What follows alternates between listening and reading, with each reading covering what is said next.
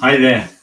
Hey, I'm just come out of a meeting with my client, Calico Oceana, here in the Gold Coast of Queensland, Australia. And I've spent a good part of 2 days or a day and a half with them, assisting them with their business planning for 2023. Now, wow, what a business. I've been working with them for around about 7 to 8 years, somewhere in that gap.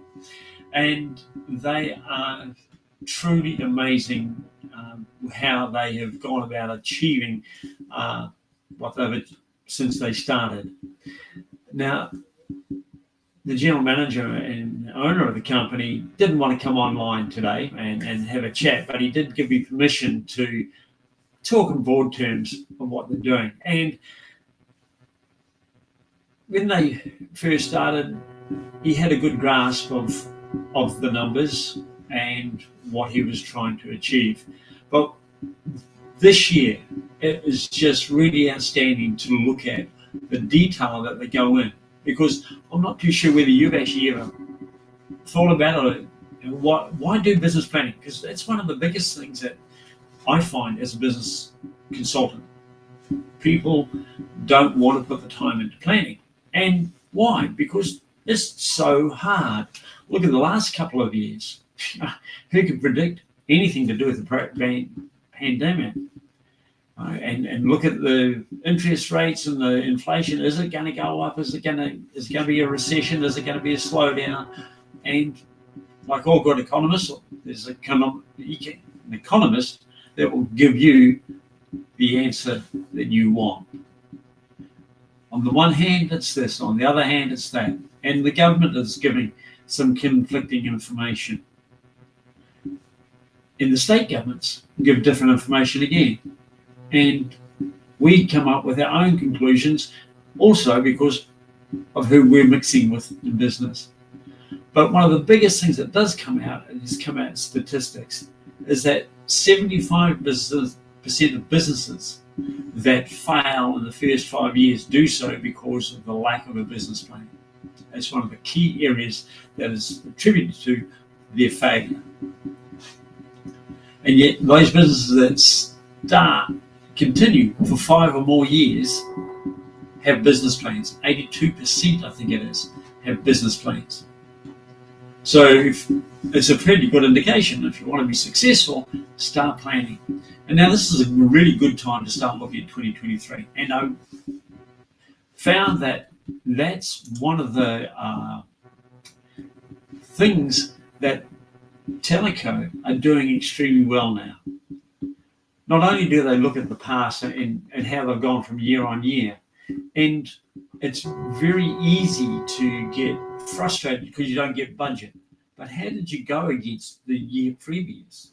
If you've gone better, if your sales and your profits are better than what they were last year, you've done something right. I might not have achieved the target, but celebrate the fact that you've improved on the previous year. Sure, the whole idea is to achieve budgets because that's the name of the game, to increase. And if you've got targets, you've got to try and reach them. But if you've got a target, then you know what you need to do that. And that's what Teleco have done particularly well. They've set some fairly audacious goals. And of course, I can't give you what those goals are, but I can tell you that for a 5-year period, those goals have been very audacious, and they have been achieving them.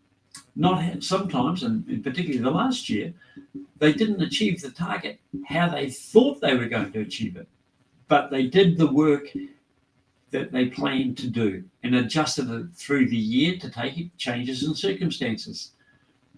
In some cases, some of the planning was based around products being available from offshore, and they didn't become available, so they had to adjust it to work with the products that they did have.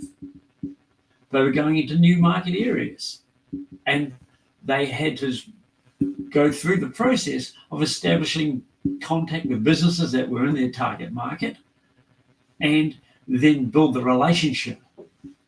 And in some cases, the business has had other priorities, so they haven't gone to the next stage of action like we may have anticipated.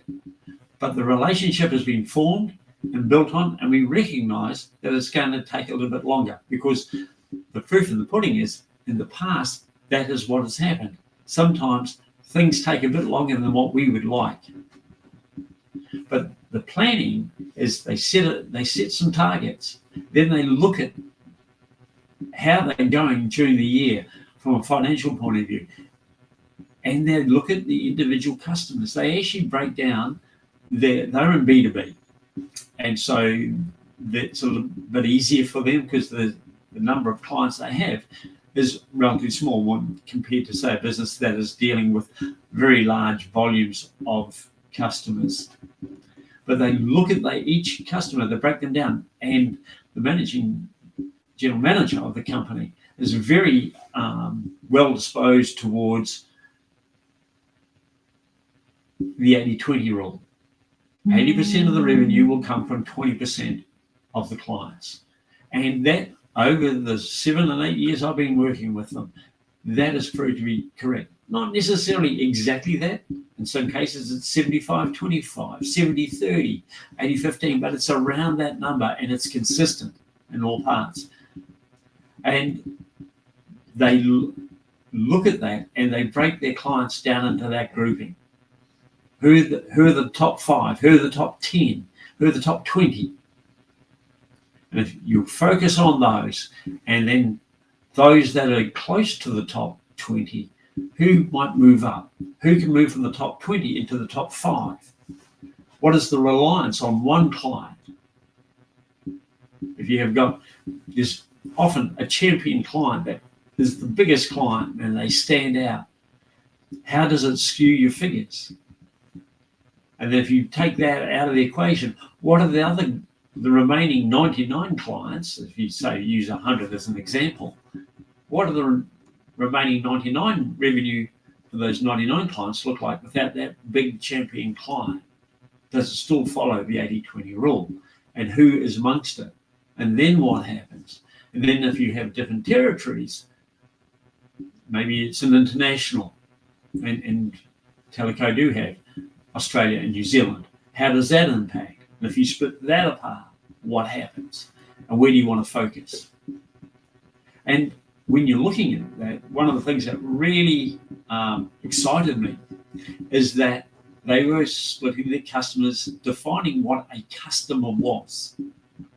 And I'm sure the customer in this case, they define a current customer as somebody who's bought in the last financial year and is buying this financial year.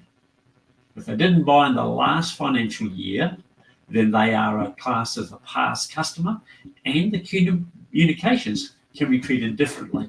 Now that's a really important point of distinction for a lot of businesses. A lot of businesses send their emails out assuming everybody is the same type of customer. There are 3 types of customers in your business. Current customers. And there are people who are past customers. They no longer, they've stopped using your product for whatever reason. They might have dropped out of the market. They will not use your product again. But there are some who have stopped using you because they didn't like the price. They didn't like the service they got, whatever reason. And you might want to get them back. Or they've just become disinclined to deal with you because it's not quite as convenient, or they felt it wasn't convenient. So you're going to talk to past customers different how you talk to current customers. And one of the other important parts that Teleco team have looked at is they're looking at what we call lapsed customers, and what I call lapsed customers. They were a customer last year and they're expected to buy this year. And as they go through into the purchasing year, they might stop buying in their normal buy cycle. Maybe they buy every 2 months, and all of a sudden you're 3 months down the line and you still haven't got an order. So Teleco are actually looking at those activities. They're also planning for 2023, what are their major marketing activities? What products are they releasing? What seasonalities in their product range? What relates to the winter range? What relates to summer? And when do the businesses start looking at buying that?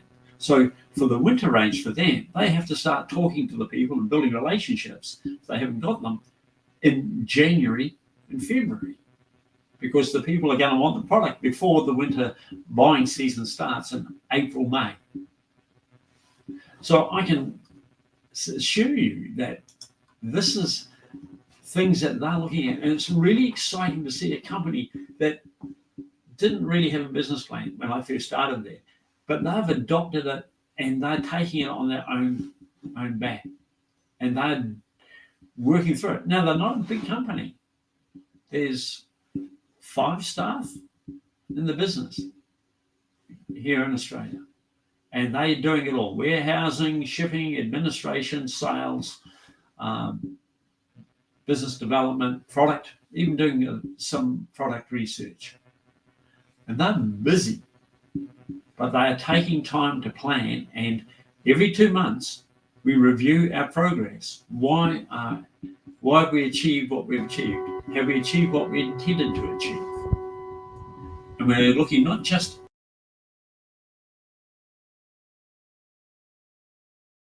last 2 years of it, and going on past record, we should achieve it. And it's a very audacious goal. And one of the things has to remind himself about is that they're doing exceptionally well, but sometimes the target is not quite being met. And one of the things that we're looking at is new business. They have split out existing customers from new business. So they want new customers. And so they define what new business is. They, from the time they buy a product, now it's not just a sample product, it's actually their first real order. 12 months from that point, they are classed as new business. But once they hit the 12 months, then they become an existing customer. So each year they have to have they've got a 6-figure sum set aside for new business. And that is how that has to be achieved on top of the business from existing customers and past customers and lapsed customers. And they've got to do all the marketing and promotions, attending trade shows and all those sort of things. So if you're doing that, I really suggest that you have a look at get down into the depth, take time to do some business planning. If you'd like some time to do that, you're most welcome to give me a call or set a time. Now, I'm going to put on the banner rolling along below here, how to book a time with me. It's pretty easy. Networkwithross.com. If you use that, you'll have a complimentary 30 minutes with me. And I'm quite happy to show you and talk to you about what you're going to do, because now is the time to look at 2023. How have you performed this year? How does it compare with last year? How does it compare for the last 3 years, or 4 years before this? What do you expect to be different? Which customers are the customers that are changing? Maybe the owners of those businesses that you're dealing with, some of them may be coming up to their time where they want to step back for whatever reason. They might have health reasons. It might be they just got to the point where they want to retire. So how is that going to impact your business? Why, if you look at certain clients, why have those clients dipped? Why have they grown? What's different about them? What's different about the market that they're operating in? And also, what are the expenses? What are the investments that you're going to do? How are you going to fund that investment? How's it going to affect the cash flow next year? These are all things that you can ask yourself.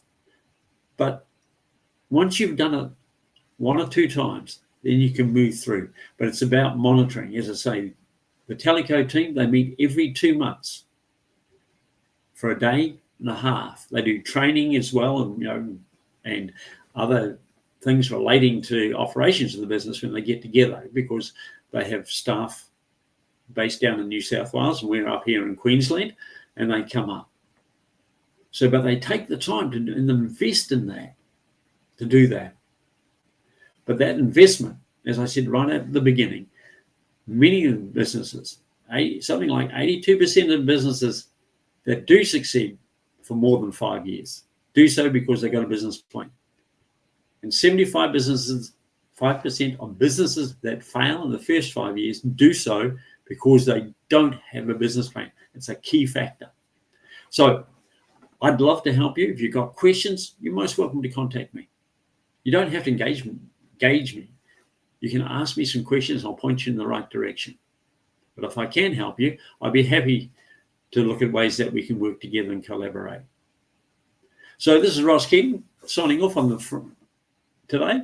Have a fantastic day. Have a fantastic weekend. It's Friday for me here. And I wish you all the best. Bye for now.